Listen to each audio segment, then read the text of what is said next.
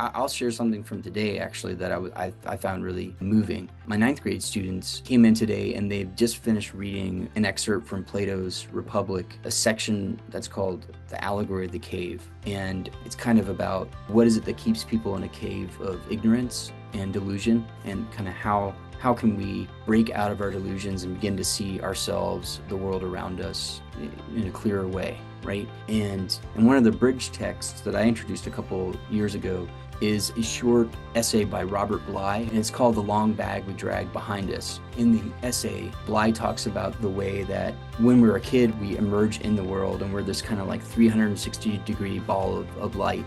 And we have so much curiosity and wonder and you know, everything like that. And then at a certain point, we're kind of told by like our parents, like, well, good kids don't run around crazy like that, or, you know, nice boys don't hit their brothers, right? And we start to put some of the energy that we have in this bag, right? This long bag that we drag behind us. And as we progress in life, as we seek to kind of conform to different scenarios, we put more and more and more into that bag.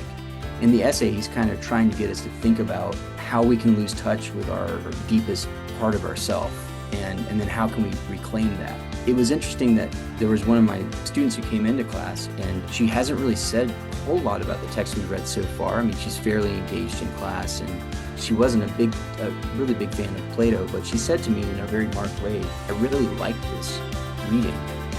And I said, oh, that's great. What did you like about it? And she said, well, I like that it's real. It feels real, like it connects to my life. It actually talks about something that happens to all of us, you know. And she was more engaged today than I had ever seen her in my class. And so I suppose it was something that she said about, like, I liked the reading because it was real. That really touched me, because that's what I hope for, you know. Hope that what we're reading actually connects with students' lives, and that we're not just going through academic exercises, although it's good to build up, you know, this whole host of skills. But like, I hope that whatever we're doing, as the student said, is real and genuine, meaningful,